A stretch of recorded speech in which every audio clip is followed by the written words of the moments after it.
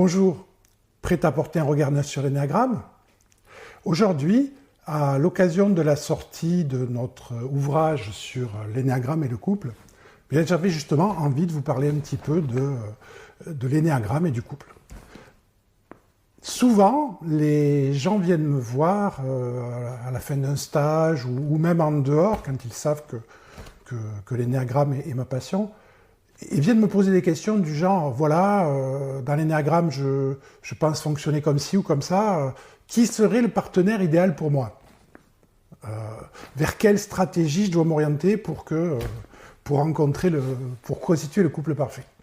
Alors, la réponse à cette question, bien évidemment, c'est que n'importe qui, n'importe quelle stratégie en face peut amener à constituer le couple parfait. Il n'y a pas, parce que vous fonctionnez sur une certaine stratégie majoritaire, d'autres stratégies qui seraient la bonne pour vous. Toutes les solutions sont possibles, sauf que pour chacune des solutions, il va y avoir des endroits où c'est facile, et puis il va y avoir des endroits où il va y avoir des difficultés, et ça ne va pas être les mêmes. Donc, autrement dit, dites-moi comment fonctionnent l'un et l'autre, et je vous dirai quels sont les sujets de dispute dans le couple, ou quels sont les sujets sur lesquels c'est fluide. Mais non pas, il y aurait quelque chose qui serait idéal pour l'un ou pour l'autre. Et tout simplement, parce que dans la dynamique de couple, si on y regarde bien, un couple, la plupart du temps, se constitue sur ce qu'on appelle une logique névrotique. C'est-à-dire, c'est un couple où j'ai quelque chose qui me manque et l'autre aussi a quelque chose qui lui manque. Et ce qu'on va finalement chercher, c'est l'autre qui me complète, l'autre qui m'apporte ce dont j'ai besoin pour pouvoir maintenir mes scénarios relationnels, pour pouvoir continuer à me raconter certaines histoires. Donc, dans cette quête de partenaire, on va tomber sur des personnes qui ont un certain nombre de caractéristiques pour pouvoir jouer un rôle dans ma pièce de théâtre, et réciproquement. Et quand les pièces de théâtre se correspondent bien, là, tout d'un coup, on a envie d'être ensemble parce que j'ai enfin trouvé quelqu'un pour me donner la réplique. Il faut savoir qu'à l'intérieur de ce mécanisme-là, il n'y a pas de rencontre de l'autre. Il n'y a que la rencontre de finalement ce miroir qui me permet de jouer ma propre pièce, et l'autre a son miroir qui lui permet de jouer sa propre pièce.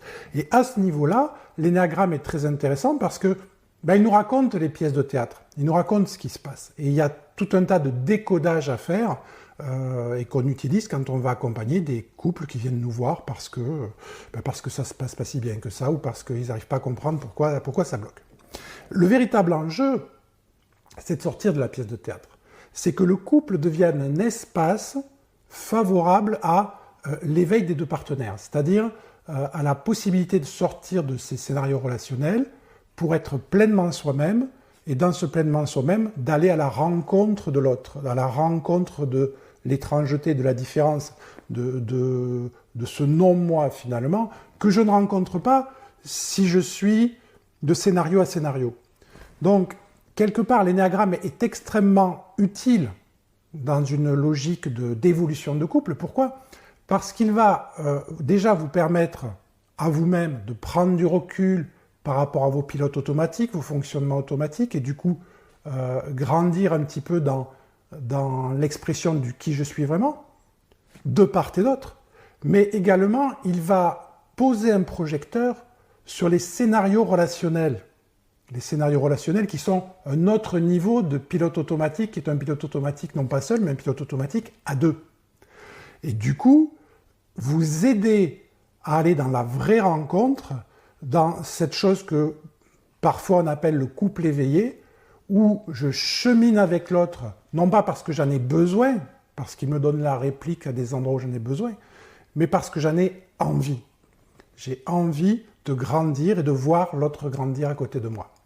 Et quelque part, le cadeau de l'énéagramme, ce n'est pas de nous enfermer dans des solutions qui seraient idéales ou non idéales, ou le bon match qui ferait que ça se passe bien parce que moi j'ai telle stratégie déployée, du coup c'est ça qu'il me faudrait. Mais plus comme un outil qui va nous permettre, face à une relation qui s'est constituée parce que, voilà, pour tout un tas de raisons, parce que c'est la vie, face à cette relation-là, nous donner la possibilité de mettre des décodeurs et de sortir finalement d'un certain niveau de transe à deux, de transe de couple, qui peut être une transe positive d'ailleurs, ou une transe négative. Donc dans cette histoire-là, au final, sachant utiliser l'énéagramme au mieux de son potentiel, c'est-à-dire comme outil de conscience, comme outil d'éclairage sur la relation, pour grandir dans la relation et aller vers plus de conscience. Voilà, c'est tout pour aujourd'hui. À bientôt.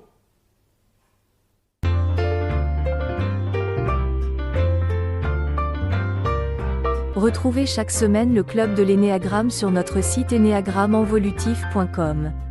Vous y trouverez des articles, des vidéos, des tests, un outil pour dissiper vos confusions sur les stratégies, un e-learning de découverte gratuit, des formations pour vous initier ou pour aller plus loin, jusqu'à l'utilisation de l'énéagramme en tant qu'accompagnant. Retrouvez-le aussi en vous abonnant sur nos pages de réseaux sociaux.